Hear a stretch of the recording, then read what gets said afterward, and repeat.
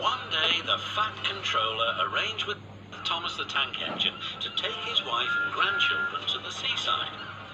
The sun shone and everywhere looked splendid.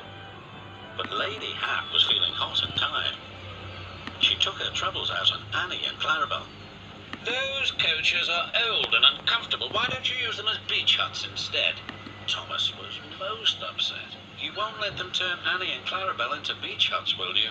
"Of course not, Thomas," replied his driver. "But I must admit they could be smartened up." The next day, the Fat Controller used Percy to take his family to Harold's airfield.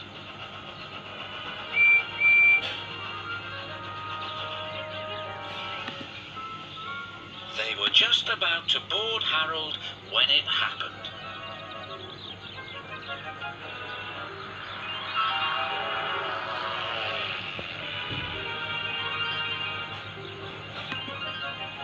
"What? Where's that?" gasped the Fat Controller. "That's Tiger Moth," grumbled Harold. "It's ruled and flies much too low." "So I can see. Please take us up, Harold, before there's another disturbance." A few days later, Harold arrived at their holiday home with bad news. "It's Tiger Moth," said Harold's pilot. "It's gone missing. Do you wish to join the search with us?" "I think I'd better."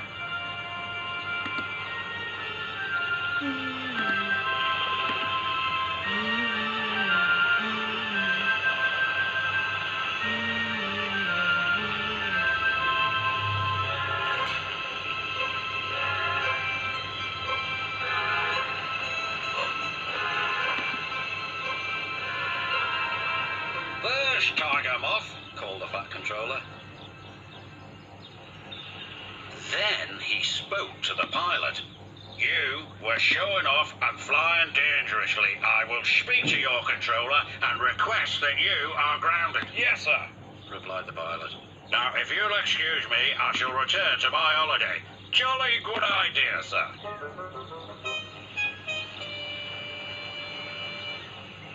The Fat Controller had arranged to meet up with Toby and Henrietta to take them somewhere special.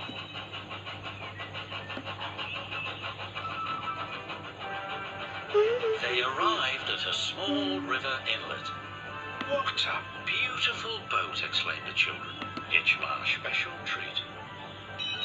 The Fat Controller took the helm with his wife beside him. "It's sure nice to be away from the railway for once," he said to her. "And far cleaner," she replied. "But life on the river is very different from that on the rails."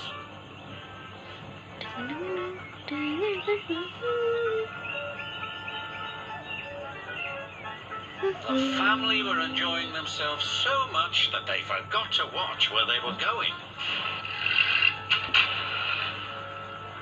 "Botheration," said the Fat Controller. "We're stuck."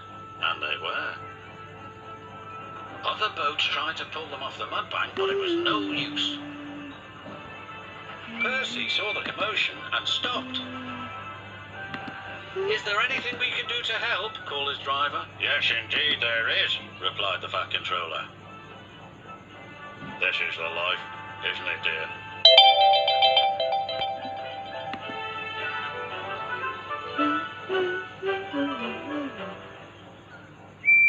Soon they arrived at a small station. There was Thomas with Annie and Clarabel, who were looking as smart as their new paint inside and out. "My!" exclaimed Lady Hat. "What splendid coaches! So much more suitable than those old beach huts on wheels." No one said a word.